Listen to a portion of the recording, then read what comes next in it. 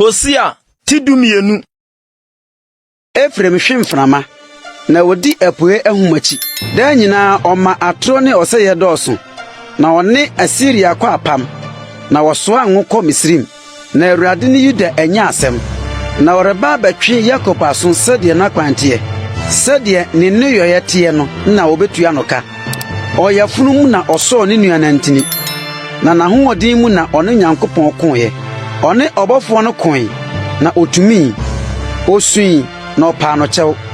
Ohunu no Betel na ɛhɔ na ɔne yɛn kasae.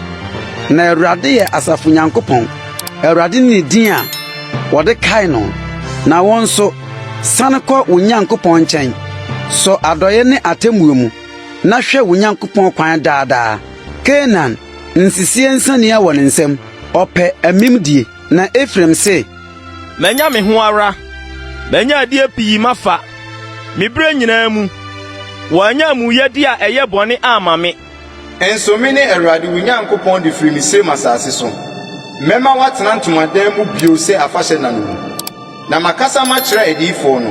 Na mama enisoade hunu adɔso. Na menam adiyifo ano so mabubu me. Gilead yɛ abusudi ana. Wadane ahudi ara. Gilgal hɔ na wɔde anantwie bɔ afɔdeɛ.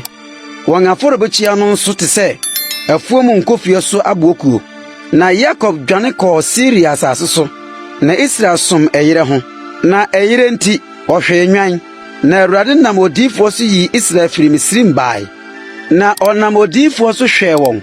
Efrem yi abufuo sɛ enti ɔbɛma mogya a odi ho so no abua n'atifi. Na n'ahohora nso na Awurade bɛdane agu ne so.